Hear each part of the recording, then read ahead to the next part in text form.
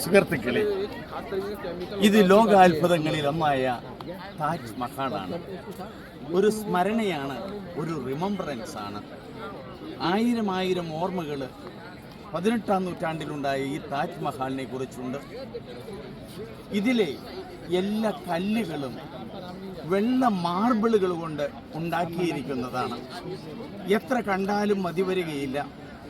ഇവിടെ നിറഞ്ഞു നിൽക്കുന്ന മരങ്ങളും അതുപോലെ മരത്തിൽ വന്നിരിക്കുന്ന ആയിരക്കണക്കിന് തത്തകളും വെള്ളക്കൊക്കുകളുമൊക്കെ എത്രയോ സൗന്ദര്യം, എത്രയോ ശാന്തി നൽകുന്നു. ലോകാത്ഭുതം ഒന്ന് എന്ന് പറയുന്നത് ഈ താജ്മഹൽ തന്നെയല്ല, ഈ പ്രപഞ്ചം മുഴുവനും ലോകാത്ഭുതമല്ലേ? ചെരിഞ്ഞു നിൽക്കുന്ന പീസ ഗോപുരം കാണുമ്പോൾ അത് എങ്ങനെ ഉണ്ടായി എന്ന് നമ്മളാരും ചിന്തിക്കാറില്ല.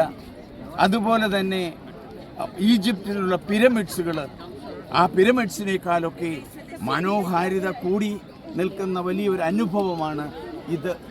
ഇതുപോലെയുള്ള നല്ല കാഴ്ചകൾ അല്ല, ലോകാത്ഭുതങ്ങൾ കാണുവാൻ നിങ്ങൾക്കൊക്കെ ഇടയാകട്ടെ എന്ന് ഒരു ഭാരതീയനായ ഞാൻ ഏറ്റവും അഭിമാനിക്കുന്നു.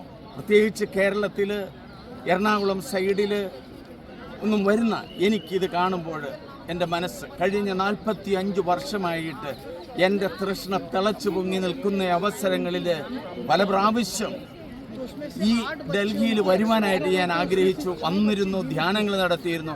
ഒരിക്കലും എനിക്ക് സാധിച്ചില്ല.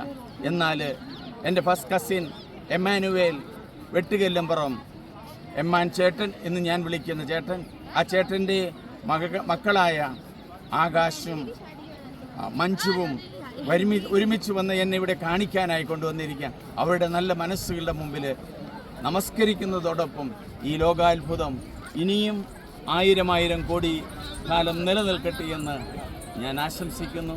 ഇത് സംരക്ഷിക്കുന്ന ഇന്ത്യൻ പട്ടാളക്കാർക്കും ഇന്ത്യൻ ജവാന്മാർക്കും ജയ് ഭാരത്, ജയ് ഇന്ത്യ.